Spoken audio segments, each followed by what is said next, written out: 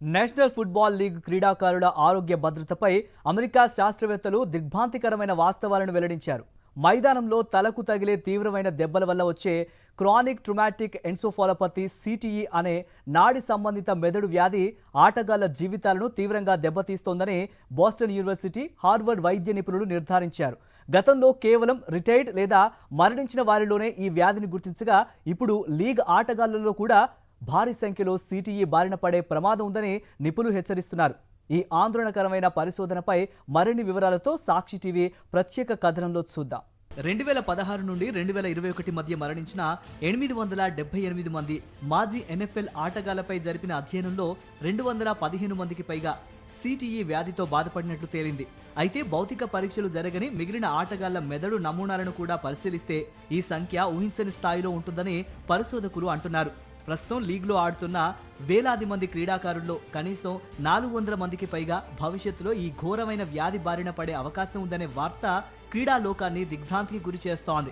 ఈ సిటిఈ వ్యాధి బారిన పడిన వారు తీవ్రమైన జ్ఞాపక శక్తి లోపం, భ్రమలు, డిప్రెషన్, ఆవేశపూరిత ప్రవర్తనకు లోనవుతున్నారు. ప్రఖ్యాత ఎన్ఎఫ్ఎల్ క్రీడాకారులు జూనియర్ సియు అరోన్ హెర్నాండెజ్ వంటి వారు ఈ వ్యాధి తీవ్రత తాళలేక ఆత్మహత్యలకు పూనుకోవటం, నేరాల బాట పట్టడం అంతర్జాతీయంగా సంచలనం సృష్టించింది.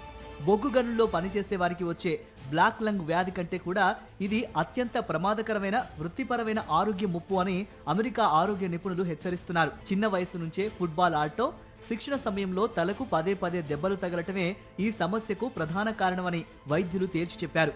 క్రీడను బ్యాన్ చేయాల్సిన అవసరం లేకపోయినా ప్రాక్టీస్ సెషన్లలో హెడ్ కాంటాక్ట్ సెషన్లను రద్దు చేయటం, హెడ్ గేర్ వాడకాన్ని తప్పనిసరి చేయడం ద్వారా ఈ ప్రమాదాన్ని తగ్గించవచ్చని సూచిస్తున్నారు. ఇప్పటికైనా ఎన్ఎఫ్ఎల్ యంత్రాంగం కంటి తుడుపు చర్యలకు స్వస్తి చెప్పి ఆటగాళ్ల ప్రాణాలను కాపాడేందుకు కఠినమైన భద్రతా నిబంధనలు అమలు చేయాలని నిపుణులు డిమాండ్ చేస్తున్నారు. కోట్లాది డాలర్ల వ్యాపారంగా మారిన ఎన్ఎఫ్ఎల్ లీగ్లో ఆటగాళ్ల ప్రాణాలకు రక్షణ ఉందా లేదా అన్నది ఇప్పుడు అతిపెద్ద ప్రశ్నగా మారింది. శాస్త్రవేత్తలు హెచ్చరిస్తున్న ఈ ఘోరమైన వ్యాధి నుంచి క్రీడాకారులను కాపాడుకోవడానికి యాజమాన్యం ఎలాంటి చర్యలు తీసుకుంటుందో వేచి చూడాలి. అమెరికన్ నేషనల్ ఫుట్బాల్ లీగ్ క్రీడాకారుడు ఎదుర్కొంటోన్న ప్రాణాంతక సిటిఈ మెదడు వ్యాధిపై సరికొత్త వివాదం చెలరేగుతోంది. బొగ్గు గనుల్లో పనిచేసే కార్మికులకు వచ్చే బ్లాక్ లంగ్ వ్యాధి కంటే కూడా ఎన్ఎఫ్ఎస్ఎల్ ఆటగాళ్లలోనే అత్యధికంగా 25% మంది ఈ వ్యాధి బారిన పడుతున్నారని తేలింది.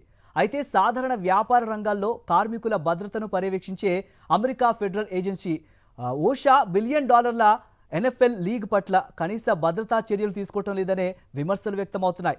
అమెరికాలో ఇది చర్చనీయాంశంగా మారింది. అమెరికాలో బొగ్గు గనుల కార్మికుల్లో 10 నుండి 20% మందికి వచ్చే బ్లాక్ లంగ్ జబ్బునే అత్యంత ప్రమాదకరమైన వృత్తిపరమైన రోగంగా పరిగణిస్తారు. కానీ ఎన్ఎఫ్ఎల్ ఫుట్బాల్ ఆటగాళ్లలో ప్రతి 4 ఒకరు అంటే ఏకంగా 25% మంది నయం కాని సిటిఈ నాడి సంబంధిత మెదడు వ్యాధితో మరణిస్తున్నట్లు అధ్యయనాలు వెల్లడించాయి. సాధారణ పని ప్రదేశాలలో 1% కంటే ఎక్కువ ముప్పు ఉంటేనే దాన్ని విపత్తుగా భావిస్తారు. అలాంటిది ఎన్ఎఫ్ఎల్లో ఈ స్థాయి ప్రమాదం ఉన్నప్పటికీ ప్రభుత్వ విభాగాలు మౌనంగా ఉండటం తీవ్ర కలకలం రేపుతోంది.